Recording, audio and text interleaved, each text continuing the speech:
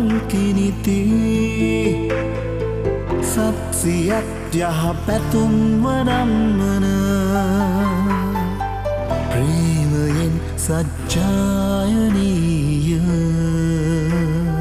සිත් පතුල පිරිමදින දයාබර සෙත් පැන් පොදයි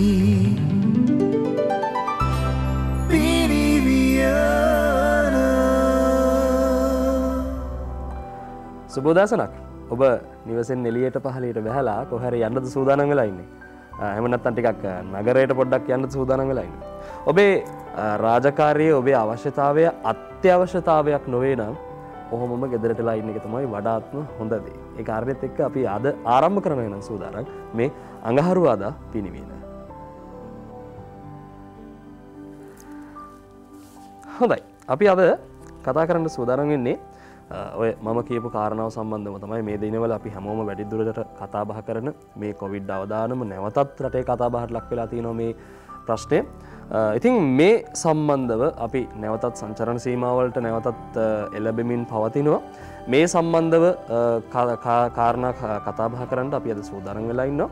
අපි අද බොහොම ගෞරවයෙන් ආරාධනා කරා රජ වෛද්‍ය නිලධාරීන්ගේ සංගමයේ සහකාර ලේකම් වගේම ප්‍රජා වෛද්‍ය සම්බන්ධ පශ්චාත් උපාධිධාරී වෛද්‍ය සමන්ත ආනන්ද වෛද්‍යතුමන්ට ආයුබෝවන් වෛද්‍යතුමන්. අපි අද සූදානම් කතා කරන්න මේ මට හිතුණා දැන් මම කියවනේ සංචරණ සීමාවලට අපි එළඹෙමින් පවතිනවා කියලා. හුඟක් වෙලාවට මේ දැන් සාමාන්‍ය ජනතාව හිතන්න පුළුවන් හරි දැන් සංචරණ සීමා දැන් පැනෙවුවනේ. ඔන්න දැන් ප්‍රශ්නේ දැන් ඉවරයි. මේ තුලින්ම විතරක් අපිට පුළුවන්ද මේ කාරණේ හමාර කරන්න එහෙම නැත්නම් මේක පාලනය කරන්න සංචරණ සීමා තුලින්ම පමණක්? දැන් රහන් ඔබතුමාගේ ප්‍රශ්නේ ඉතාමත්ම වැදගත්. මොකද රටේ ජනතාව වගේම මේක පාලනය කරන බලධාරීන් පවා තේරුම් ගත යුතු ප්‍රධාන කාරණාවක් තියෙනවා. ඒක තමයි මේ කෝකටත් අයිලය ලොක්ඩවුන් වෙලා. ඒ කියන්නේ කරන්න පුළුවන් හැම ලිහිල් කරණයක්ම කරලා අන්තිමට රට වහන උත්තරයට හැමදාම යන්න සිදු වෙලා. දැන් අපි රැලි 3ටම රට වැහුවානේ. දැන් පළවෙනි රැල්ලට අපි රට වැහුවා. ඒක අපි කිව්වේ රට වහන්න කියලා. මොකද අපි කිව්වේ හේතුව තමයි ඒ වෙන විට අපි කොරෝනා ගැන දන්නේ නැහැ. රටක් වශයෙන් දන්නේ නැහැ. අපිට ඒ පිළිබඳ විද්‍යාත්මක දත්ත ලෝකයේ තුලම අඩු වෙන්න තිබුණේ.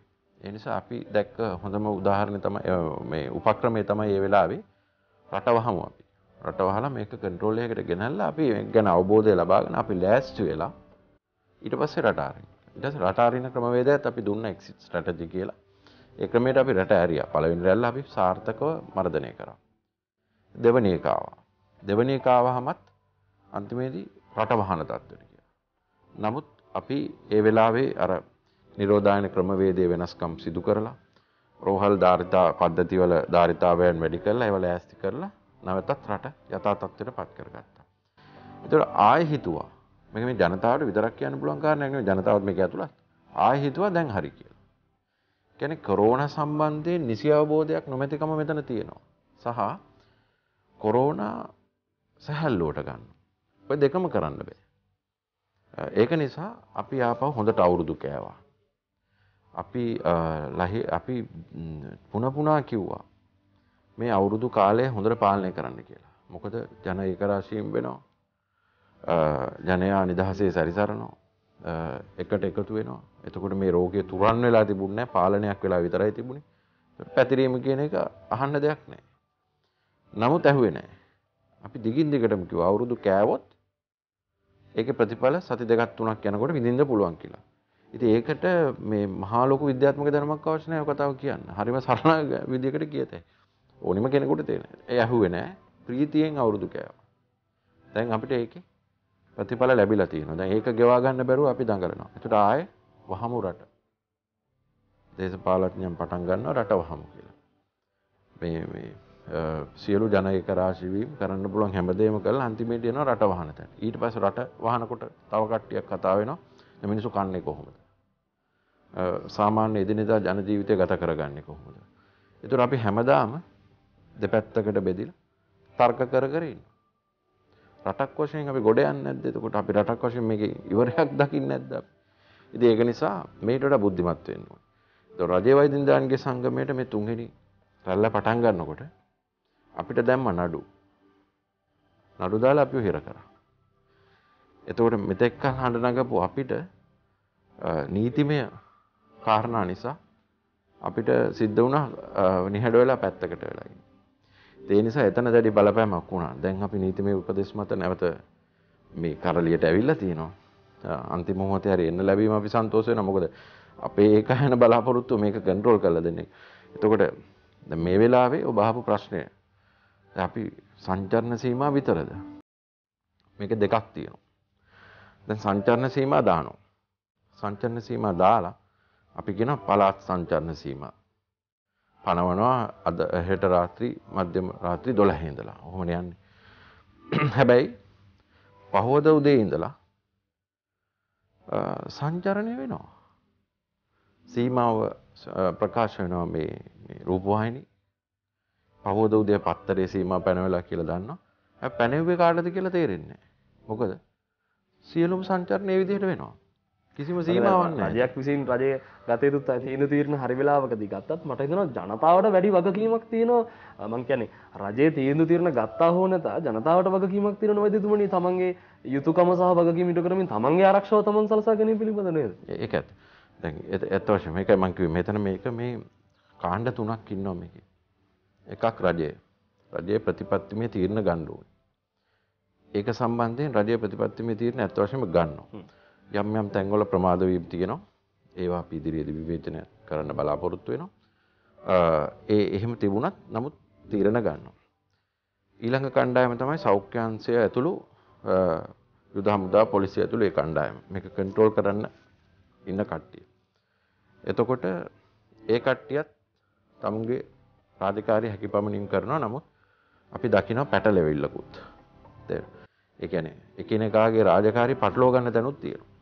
ඒකත් එක්ක වෙන්නේ මට මොන ආපු කාරණාවක් තමයි දැන් හුඟක් වෙලාවට දැන් අපිට එතනින් පස්සේ එන කාරණාව තමයි දැන් හුඟක් වෙලාවට අපි නැවතත් ආයි තව ක්‍රමවේදයකට අපි යමින් පවතිනවා මේ නිවෙස් නිරෝධායනය කියන එක සහ රෝග ලක්ෂණ නොමැති නමුත් රෝගේ වැළඳී තිබෙන බවට තහවුරු කරගත රෝගීන්ට මේ නිවසේ ඉඳලා ප්‍රතිකර්ම කරන ක්‍රමවේදයකට අපි නැවත අලුතෙන් යමින් පවතිනවා.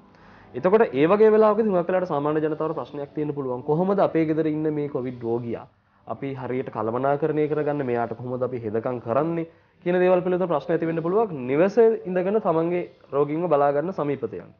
එතකොට මේ පිරිස කොහොමද තමන්ගේ රෝගියව හරියට කළමනාකරණය කරගන්නේ හෙදකම සිද්ධ කරන්නේ කොහොමද සිද්ධ කරන්නේ අපිට මේ ගැන පොඩ්ඩක් කතා කරන්න ඕන. දැන් රෙහාන් දැන් අපි අලුත් ක්‍රමවේදයක් හඳුන්වලා තියෙනවා. රාජ්‍ය වෛද්‍යන්තයන්ගේ සංගමය තමයි අපි මේක මුලින්ම ජනාධිපතිතුමාට යෝජනා කරා. අපි මේ පවතින තත්ත්වයේ යටතේ ඒ කියන්නේ අපි හැම වෙලාවෙම මේ ඒවලේ පවතින වාතාවරණයට හැඩ ගහෙන්න එපයි. හොඳම දේ නොවුනත් ඒවලට හොඳම දේ අපි කරන්න. ඒක නිසා තමයි අපි යෝජනා කරේ මේ රෝග ලක්ෂණ නොමැති සහ අවම රෝග ලක්ෂණ තියෙන නමුත් වෙනත් සංකූලතා නොමැති රෝගීන්ව අපි නිවෙස් තුල තියලා බලාගමු. හැබැයි හැම රෝගියාම එහෙම නිවෙස් තුල තියන්න බෑ. මොකද රෝගියෙක් නිවෙසක් තුල ඉන්නකොට අපි වග බලා ගන්න ඕනි ඒ රෝගියාගෙන් සමාජයට රෝගය පැතිරෙන එක වළක්ව ගන්න. දෙවෙනි කාරණේ නිවස තුල සිටින අනිත් අයට රෝගය පැතිරීම වළක්වා ගන්න කියන කාරණා දෙක ප්‍රධාන වශයෙන් වැදගත්. හැබැයි ඒ වගේම රෝගියා නිවස තුල තිබීම රෝගයට අනතුරක් නොවෙන්න එපයි. ඒතර අපි රෝගියාවත් බලා ගන්නත් ඕනි. ඉතින් මේ කියන කාරණා සියල්ල සැලකිල්ලට අරගෙන තමයි අපි සෞඛ්‍ය අමාත්‍යාංශයයි රාජ්‍ය වෛද්‍යන්තයන්ගේ සංගමය වගේම BOC එක ඩයලොග් ආයතන කියන මේ ආයතන සියල්ල එකතු වෙලා මේ පෞල් වෛද්‍යවරුන්ගේ සංගමය සහභාගී කරගෙන වෛද්‍යවරුන් 400කට අධික ප්‍රමාණයක් මුල් අවස්ථාවේ යොදාගෙන අපි මේ නිවෙස් තුල රෝගීන්ව තියලා දුරකථන මාර්ගයෙන් මේ රෝගීන්ව දිනපතා බලා ගන්න ක්‍රමවේදයක් රටට හඳුන්වලා දුන්නා. ඒක ඉතා සාර්ථකව මේ වෙන විට කරනවා. බස්සාහිණ පළාත තුළ මූලික වශයෙන් කළුතරෙන් පටන් අරගෙන කොළඹට ගම්පහට ගිහිල්ලා දැන් රත්නපුර ගාල්ල යාපනයේ ඉදිරි දින කිහිපය තුළදී ලංකාව පුරා රෝගීන් බලා ගන්න අපි කටයුතු සැලසීමෙන් පවතින අපිට වෛද්‍යවරුන් 1000ක් විතර අවශ්‍ය වෙන එකට අපි ඒ සම්පත් හොයාගෙන පවතිනවා. ඉතින් අපිට ඒක කරන්න පුළුවන්.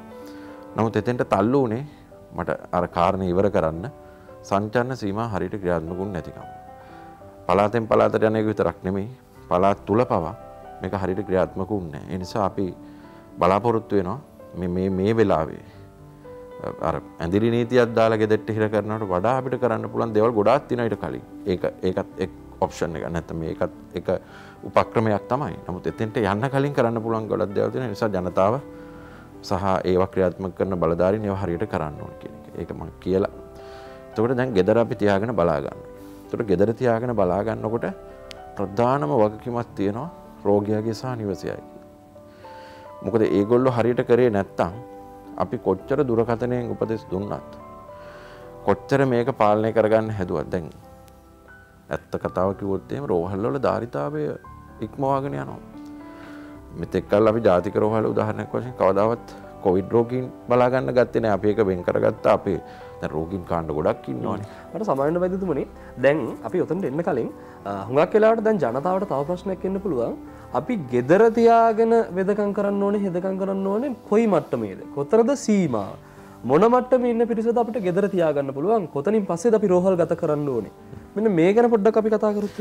ඔව් දැන් ඒකට මම මේක පෙන්නලම කියන්න. අපි සෞඛ්‍ය අමාත්‍යාංශය තුල තියෙන සිටින විශේෂඥයන් සහ පෞල් සෞඛ්‍ය විශේෂඥ වෛද්‍යවරුන්ගේ සංගමය ඒ වෛද්‍යවරුන් උපයෝගී කරගෙන අපි මෙන්න මේ වගේ ගයිඩ්ලයින් එකක් පිළියෙල කරා රටට ඒ වැනි රෝගීන් මොන රෝගීන්ද අපි බලන්න ඕනේ මොන කාණ්ඩයට අයත් වෙන රෝගීන්ද ඒ වගේම ඒ රෝගීන් ගෙදර නිවෙස් තුලට බලා ගන්න දානකොට අපි මොන වගේ රෝගීන්ද තෝරා ගන්න ඕනේ කියලා. සරලව කිව්වොත් අනිවාර්යයෙන්ම ඒ රෝගියාට සංකූලතා තියෙන්න බෑ. සංකූලතා ලැබීමේ අවදානමක් තියෙන්නත් බෑ. ඒ වගේම අපි අවුරුදු 65න් වැඩි අයව ගන්නෙ නෑ මේකට. ඒ වගේම අවුරුදු 2කට වඩා වයස අඩු නම් ළමුන් ඒ ළමුන්ව මේකට ගන්නෙ නෑ. මොකද ඒ කියන්නේ මේ 65ට වඩා රෝගී ලක්ෂණ නොතිබී රෝගේ වැළඳිලා තිබලා කියලා සාක්ෂි සාධක හම්බුණත් ඒත් රෝහල්ගත කළ යුතුයි. අපි රෝහල්ගත කරන්න කියන එක තමයි. මොකද අවදානම් වැඩි නිසා. දැන් උදාහරණයක් වශයෙන් අපේ මරණ සංඛ්‍යාව දැන් මරණ සංඛ්‍යාව වැඩි වෙනවා. ඒකට අවධානය රටේම යොමු වෙලා තියෙනවා රහන්. දැන් ඒකේ ගත්තොත් එහෙම මරණ සංඛ්‍යාවෙන් 80කට 87ක් පමණ ප්‍රමාණයක් අවුරුදු 65ට වැඩි අය. වැඩිහිටි වයස් වලයි. එතකොට ඒ කට්ටිය අවදානම් වැඩිනේ. ඉතින් අනිත් ඒගොල්ලන්ට වෙනත් රෝගාබාධ තියෙනවා. ඉතින් මේ සියලු කාරණා සැලකිල්ලට අරගෙන අපි මේකේ ප්‍රධාන කාරණා කීපයක් මත තෝරා ගැනීම සිදු කරනවා. කවුද නිවෙස්වල තියා ගන්න පුළුවන්? ඒක ප්‍රාදේශීය සෞඛ්‍ය වෛද්‍ය නිලධාරීතුමා තමයි කරන්නේ. ඒ කියන්නේ MOH කියලා අපි කවුරුත් දන්න. එතුමා තමයි කරන්නේ. මොකද එතුමාට ඒ ප්‍රදේශය ගැන හොඳ අවබෝධයක් තියෙනවා. රෝගී පැතිරීම ව්‍යාප්ත වීම පිළිබඳව හොඳ අවබෝධයක් තියෙනවා. තමුන්ගේ යටතේ ඉන්න PHI මහත්තයාලව හොඳ තොරතුරු ටිකක් රෝගියා ගැන ගන්න පුළුවන්. ඉතින් ඒ නිසා ඔවුන් තමයි තීරණය කරන්නේ කාවද මේකට දාන්න ඕනේ කියලා. ඒතකොට මේක කම්පියුටර් ඒ කියන්නේ අධි තාක්ෂණය භාවිතා කරමින් සිදු කරන ක්‍රමවේදයක්. ඒතකොට ඔවුන් අපිට දෙනවා නම් රෝගියෙක් අපි ඒ රෝගියාව දින 10ක් යනකම් බලා ගන්නවා. යම් හේකින් රෝගියාට යම්කිසි අපහසුතාවයක් අපි හිතනවා නම් අපේ වෛද්‍යවරයා හිතනවා නම් ඒ රෝගියාව රෝහල්ගත කිරීම තමයි මේ වෙලාවේ හොඳම වැඩේ කියලා. අපි තව ක්‍රමවේදයක් සෞඛ්‍ය අමාත්‍යාංශය තුළ ස්ථාපිත කරලා තියෙනවා. ඒ ක්‍රමවේදය අනුව ඔහුව රෝහලට ඇතුළු කරනවා. ඉතින් මේ වගේ ඉතාමත්ම දියුණු තාම ලෝකයේ කොහේ කිසිම රටක මේ විදිහේ ක්‍රමවේදයක් ඇති කරලා නැහැ. තියෙනවා. දුරකථන මාර්ගයෙන් තොරතුරු ලබා ගැනීම, උපදෙස් ලබා ගැනීම වගේ දේවල්. නමුත් සක්‍රීයව වෛද්‍යවරුන් විසින් දිනපතා රෝගියෙක්ව ගෙදර තියාගෙන බලා ගැනීමේ ක්‍රමවේදයක් ලෝකයේ මෙතෙක් බිහි කරලා තිබුණේ නැහැ. කොහොම පැහැදිලි. ඒ නිසා අපි හරි වාසනාවන්තයි විදිහට රජයක් විදිහට සහ රජයේ වෛද්‍ය නිලධාරීන්ගේ සංගමයේ විදිහට මේ හැම කෙනෙක්ම ආයතනමය වශයෙන් තමන්ගේ වගකීම් හරියාකාරව ඉටු කරන විට ජනතාව විදිහට ඔබට ලොකු වගකීමක් තියෙනවා මේ වෛරසයෙන් එහෙම නැත්නම් මේ රෝගයෙන් බේරීමට මේ රෝගය තුරන් කිරීමට අපිට ලොකු වගකීමක් තියෙනවා කියන වගකීම ඔබ දරා ගනිමින්ම අපිත් එක්ක දිගටම නැඳී සිටින්න අපි වෙලාවත් බලලා පොඩි විරාමයක් ආරම්භ වෙමු.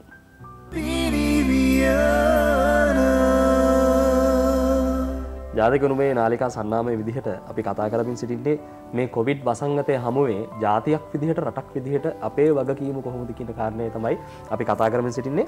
වෛද්‍යතුමනි දැන් මේ අපි කතා කරන්නේ මේ නිවෙස් නිරෝධායන එහෙම නැත්නම් කොවිඩ් රෝගියෙක් මේ වැළදී ඇති බවට සැක කරන අපි තහවුරු කරගත්ත රෝගීන් නිවසේ සිට ප්‍රතිකාර කරනකොට හෙදකම් කරනකොට අපි කොහොමද ඌව බලාගන්නේ කියන කාරණේ.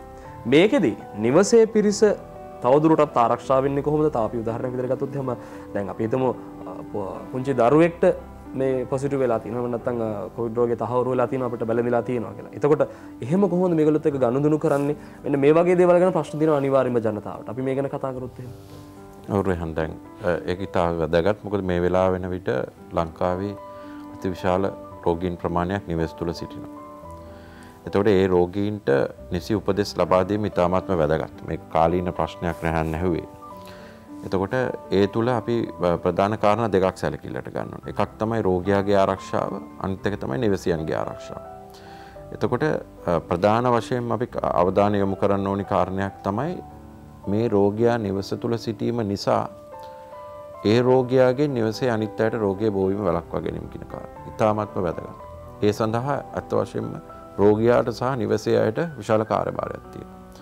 පළමුව රෝගියාව වෙනම කාමරයකට සීමා කරන්න ඕනේ.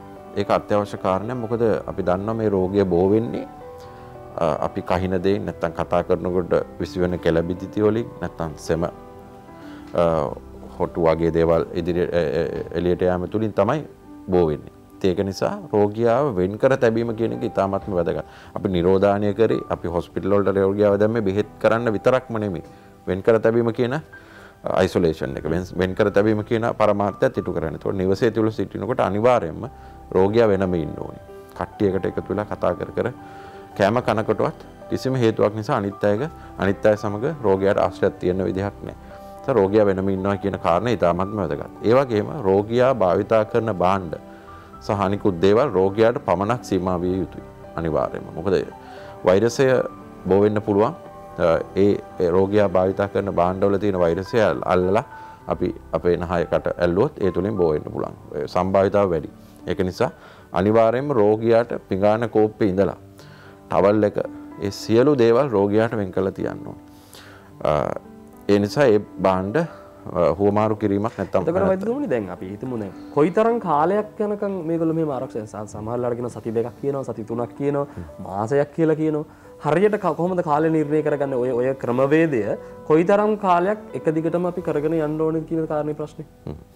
ඉතින් තව චුට්ටි කැලක් එකතු කරලා කියන දැන් මේ බාත් รู ම් එක පාවිච්චි කරනවා. බොහෝ අපි උපදෙස් දෙන එක තමයි පුළුවන් නම් වෙනම බාත් รู ම් එකක් පාවිච්චි කරන්න. මොකද අපි දැකලා තියෙනවා බොහෝ වෙලාවට අර බාත් รู ම් එක කට්ටියත් එක්ක පාවිච්චි කිරීම තුලින් මේකේ අවධානය තියෙන නිසා බාත් รู ම් එක පුළුවන් තරම් ඒ රෝගියාට වෙන්ගුණ එකක් තියෙනවා නම් හොඳයි. එහෙම නැත්නම් අනිවාර්යයෙන්ම ඒක රෝගියා පාවිච්චි කරාට පස්සේ බාත් รู ම් එක හොඳින් පිරිසුදු කරගන්න ඕනි. නැත්නම් විස බිඳ යන්න පුළුවන්. ඉතින් ඒ කාරණා කියනවත් එක්කම දැන් සාමාන්‍ය විද්‍යාත්මකව පිළිගන්න කාරණේ තමයි රෝගියෙක් රෝගී වුණ දවසේ ඉඳලා සිම්ප්ටම්ස් ආවේ දවසේ ඉඳලා දවස් 10ක් යනකම් ඒ රෝගියාගෙන් තව කෙනෙකුට රෝගය 7ක් 10ක් යනකම් රෝගය බෝ වෙන්න පුළුවන් කියලා. 10න් පස්සේ ඒ රෝගියාගෙන් තවත් කෙනෙකුට බෝ වෙන්න හැකියාව ඉතාමත්ම අල්පයි කියලා තමයි විද්‍යාත්මකව පැහැදිලි කරන කාරණා. ඒ නිසා දින 10ක් අපි රෝහලකට ගියත් නිවෙස් තුල සිටියත් අපි රෝගියාව දින 10ක් බලා ගන්නවා. මොකද මේ දින 10 ඇතුළත එකක් බෝ වීම හැකියාව තියෙනවා. අනිත් එක රෝගියාට යම් යම් සංකූලතා ඇතිවීම ඇති වෙන්නේ ඒ දින 10 ඇතුළත. ඒ දින 10ක් කියන එක දැඩිව ආරක්ෂා කරන්න ඕනේ. නමුත් සියලුම දත්ත පරීක්ෂා කරලා දින 14ක් ඒ හරියට කරන්න පුළුවන් නම් ඉතාමත්ම හොඳ ආරක්ෂාවක් ලැබෙනවා. ඒ නිසා දින 14කට ඒ කාලය දික් කරන්න පුළුවන් නම් එතන පරිස්සම කියන අතින් ඉතාමත්ම වැදගත්කමක් තියෙන නිසා අපි ඉල්ලීමක් කරනවා දින 14ක් දක්වා අනිත් අයත් සමග මුසු වෙන්නේ නැතුව ගෙදර නිවසේ තමුන්ගේ කාමරයට සීමා වෙලා මේ වැඩේ කරන්න කියන එක. එතකොට දැන් අපි මම අර කියපු විදිහට පුංචි දරුවෙක් කුඩා දරුවෙක් කොවිඩ් රෝගය වැළඳිලා තියෙනවා කියලා තහවුරු වුණොත් මම අහන්නේ මේ වෛද්‍යතුමෙක් විදිහට ඔබතුමා යෝජනා කරන්නේ කොහොමද? මොන වගේ ක්‍රමවේදයක් අපිට භාවිතා කරන්න පුළුවන්ද පොඩි දරුවෙක් එක්ක ගනුදෙනු කරනකොට මේ රෝගයත් එක්ක? දැන් එතෙන්දී අපිට තේරුම් ගන්න ඕනි කාරණේ තමයි අපිට අනිත් එක අරකෙදී නිවසේ සිටින සියලුම අය මාස්ක් එක පළදා. විශේෂයෙන්ම රෝගියා මාස්ක් එක පළදා. දැන් එතෙන්දී පොඩි දරුවෙක් ආවොත් අපිට දරුවට මාස්ක් එකක් තියාගෙන ඉන්න එක අති දුෂ්කර කාර්යයක්. ඒ නිසා දරුවාට වෙන්නුන කෙනෙක් සිටීම තමයි මෙතෙන්දී කරන්න ඕනේ. එක්කෙනෙක් දරුවට කැප වෙන්න ඕනේ. හැබැයි ඒ කැප වුණ කෙනා උපරිම ආකාරයෙන් පරිස්සම් වීම සඳහා කටයුතු කරන්න ඕනි. මාස්ක් එක අනිවාර්යයි. දරුවා සමග කටයුතු කරාට පස්සේ අත්පය සෝදා ගැනීම පුළුවන් නම් ආවරණය වෙන ආවරණයක් දැන් තියෙන ඒ වගේ දේවල් ගන්නත් කඩේ ඇඟ ආවරණයක් පාවිච්චි කිරීම දරුවා සමග කටයුතු කිරීමේදී දරුවත් සමග වෙන් වෙලා තියෙනවා. හැබැයි මතක තියාගන්න ඕනේ ඒ තුලින් තමුන් අවධානයකට යහනවා කියන නිසා ඔහුත් හොයත් අනිත් අයත් සමග පවුලේ අනිත් අයත් සමග හැසිරීම නතර කරන්න ඕනේ. ඔහුත් වෙන් වෙලා සිටීම තමයි සුදුසු. මොකද මෙතෙන්දී ප්‍රධාන කාරණය දරුවාත් බේරගෙන දරුවගෙන් අනිත් අයට යන එක වළක්වා ගැනීම සඳහා කැප වුණ කෙනෙක් ඉඳලා එයා පරිස්සම් වෙලා එයාත් අනිත් අයගෙන් වෙන් වෙලා අර කියන උපක්‍රමික සියලු දේවල් හරියට අනුගමනය කරලා සිටීම කියන එක ඉතාමත්ම වැදගත් දරුවෙක් බලා ගැනීම කියන කාරණේදී. එතක වයිතුමේ හුඟක් වෙලාවට තව තිබෙන ප්‍රශ්නයක් තමයි සමාජය තුළ අපි බිම්මට්ටමේ ඉන්නකොට අපිට පේන දෙයක් තමයි රෝගේ වැළඳිලා තිබුණත් නැතත් අපි හුඟක් වෙලාවට ආරක්ෂා වීම සඳහා විවිධ විදිහේ ඖෂධ වර්ග පාවිච්චි කරනවා. ඒ කියන්නේ බටහිර වෛද්‍ය ක්‍රමය වෙන්න පුළුවන්, දේශීය වෛද්‍ය ක්‍රමය තුළ ආයුර්වේදය තුළ තියෙන දේවල් වෙන්න පුළුවන්. සමහරවිට මේ දෙකම එකම එකට කවලමේ භාවිතා කරනවා වෙන්න පුළුවන්. මෙන්න මෙහෙම ප්‍රශ්නයක් තියෙනවා බිම්මට්ටමේදී. එතකොට මොන වගේ ඖෂධ අපි පාවිච්චි කළ යුතුද, මොන වගේ ඖෂධ පාවිච්චි කළ යුතු නොවන්නේද, නැත්නම් ඒක සම්පූර්ණයෙන් මේක නවතා දැමිය යුතුද, එහෙම නැත්නම් මම අර කීප විදිහට බටහිර සහ දේශීය ආයුර්වේද වෛද්‍ය විද්‍යාව කියන දෙකම කවලමේ අපි භාවිතා කළ යුතුද නොයුතුද කියන කාරණේ. මෙන්න මේකත් බිම්මට්ටමේ තිබෙන ප්‍රශ්නයක්.